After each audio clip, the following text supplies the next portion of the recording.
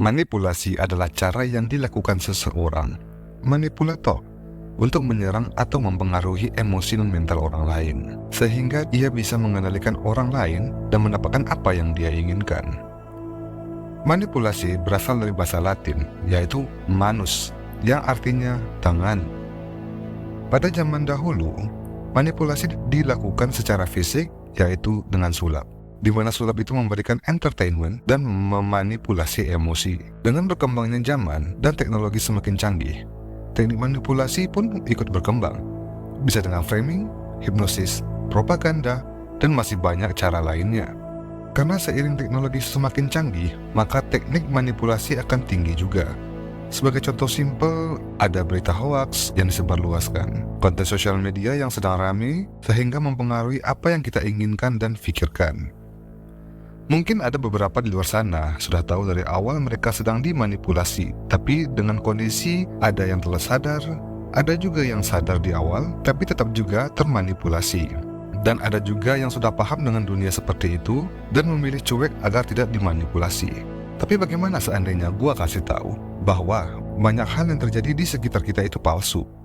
Ada orang atau pihak yang sudah mengerti dengan psikologi dan sosiologi manusia mengontrol pikiran kita dengan menyingkirkan akal sehat kita terlebih dahulu agar memiliki pemikiran yang sesuai yang mereka inginkan. Bisa itu melalui berita, sosial media, acara TV, dan masih banyak lainnya.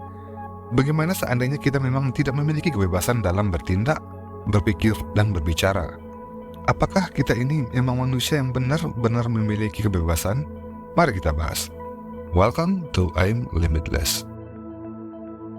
TikTok adalah salah satu aplikasi dengan user terbanyak nomor 2, berasal dari Indonesia setelah Amerika Serikat, di mana jumlah user pada tahun 2023 mencapai 113 juta, beda 3,5 juta dari Amerika Serikat yang totalnya 116,5 juta, di mana itu hampir setengah dari jumlah total populasi Indonesia, yaitu 274 juta.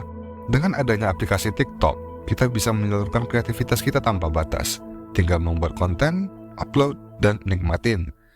Dan banyak juga orang yang sudah berhasil meningkatkan kepopularitasnya melalui aplikasi ini. Bisa dibilang kalau mau bersinar dengan cepat, TikTok lah salah satu jalannya. Asalkan, ya lu hanya harus kreatif dan beda dari yang lain. Di balik itu, ketika seseorang sudah memiliki kepopularitas yang tinggi, seperti Mas Deddy Corbuzier yang sering mengedukasi para penontonnya dengan pelajaran yang tidak diajarkan di sekolahan.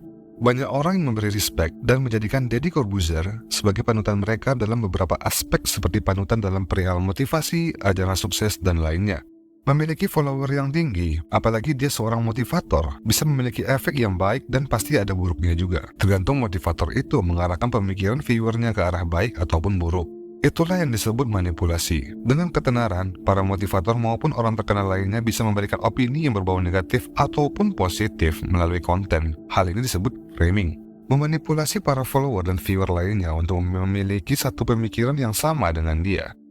Bahkan, apabila dia memiliki follower yang jutaan, mereka bisa menggerakkan massa. Bayangin, dengan satu orang saja bisa menggerakkan ribuan bahkan puluhan ribuan orang. Apa maksudnya memiliki pemikiran yang sama? Maksudnya di sini adalah dengan memotivasi maupun opini kontroversial yang dia berikan, menanamkan pendapatnya tersebut ke otak pengikutnya maupun yang bukan pengikutnya.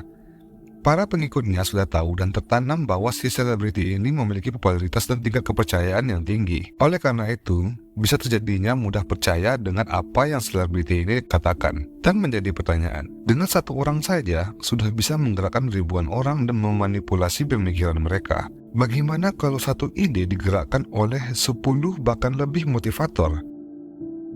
Ide-ide tersebut disebarkan melalui selebriti agar pengikutnya terpengaruh dan memiliki pemikiran yang sama. Jadi bisa dibilang manusia itu banyak yang rentan dan mudah terpengaruh, bukan?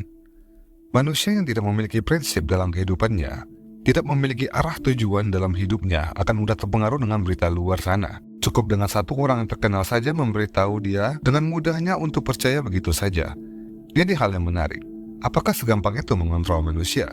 Poin penting yang ingin gua kasih tahu adalah, menurut lu, ada nggak manusia-manusia di sana yang memiliki kegilaan untuk mengontrol manusia lainnya demi kepentingan bisnis ataupun kepentingan pribadi? Kebanyakan dari lu pasti jawab, iya.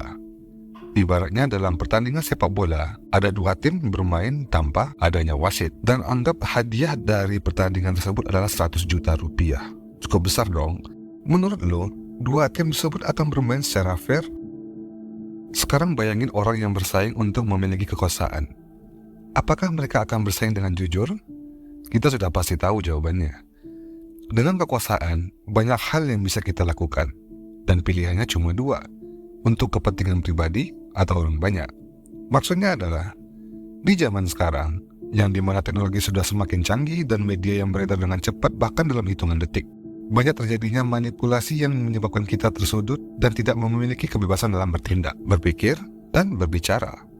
Karena ketiga hal itu sudah diatur dengan cara manipulasi. Pemikiran kita sudah diatur arah dan cara berpikirnya oleh pihak yang sudah khatam dengan psikologi, yang dimana mereka sudah banyak melakukan trial dan error kepada manusia untuk mendapatkan hasil yang bisa diprediksi. Kita sudah rentan terpengaruh dengan berita tren dan orang-orang yang terkenal. Masih beranggapan semua perkataan panutan kita itu, ya di luar konteks agama ya, itu benar semua. Karena tingkat kepercayaan yang kita taruh ke orang itu terlalu berlebihan. Tapi di balik orang biasa yang rentan terpengaruh, menjadi seseorang yang terkenal dan memiliki pengikut yang banyak, lebih rentan juga untuk terpengaruh dan tidak bisa memiliki kebebasan dalam berpikir, bertindak, dan juga berbicara. Karena mereka sudah mengerti bagaimana cara berpikir netizen dan mengikuti alur dan apa yang diinginkan netizen. Di satu sisi mungkin mereka punya ide yang sangat kreatif, tetapi tidak dapat menarik penonton. Dan pada akhirnya mereka hanya mengikuti apa keinginan netizen, yang dimana keinginan netizen sudah diatur oleh elit global aka The Matrix. Pada akhirnya kualitas SDM kita akan stuck di situ-situ saja. Karena pengaruh dari sosial media, kita tidak memiliki kebebasan terhadap tiga hal tadi. Bahkan melibatkan ketakutan untuk melakukan tiga hal tersebut.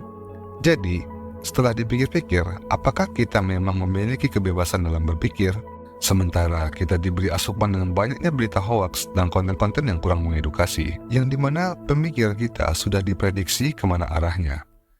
Apakah kita memiliki kebebasan dalam bertindak, yang dimana kita selalu mengkopi kebiasaan orang dan tidak menjadi diri sendiri? Apakah kita memiliki kebebasan dalam berbicara? Untuk menjadi manusia yang lebih baik dan tidak mudah terpengaruh, ada beberapa hal masukan yang bisa gue berikan kepada kalian. Yang satu, berprinsip. Mulailah berprinsip sebagai manusia. Jangan mudah terpengaruh dengan dunia luar sana dan tingkatkanlah kualitas diri Anda. Yang kedua, filter. Apa yang kita lihat sehari-hari, saringlah apa yang menurut kita berguna. Yang ketiga, 21 days of trial. Menurut ahli pakar, apabila kita membiasakan kebiasaan baru yang positif dan ingin bertahan, butuh 21 hari untuk membiasakan itu. Tapi ada yang bilang 18 hari atau lebih lama, tergantung tiap individunya. Yang keempat, berpikir kritis dan skeptis.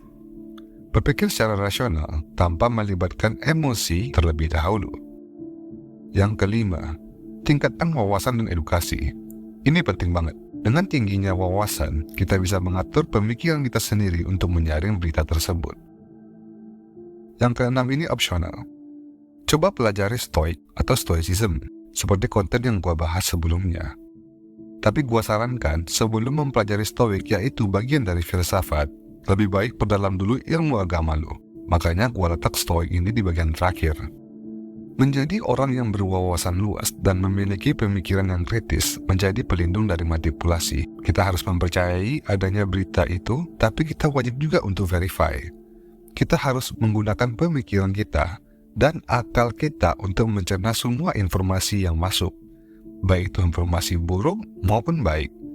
Karena informasi ini tidak hanya lewat berita saja, bisa jadi dari kerabat kita, orang tua kita, teman-teman kita, bos kita, atau orang-orang lainnya.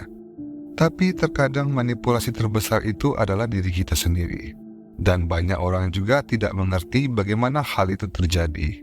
Itulah kenapa manusia di zaman sekarang lebih mudah dikontrol.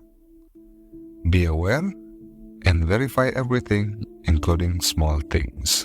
Thank you.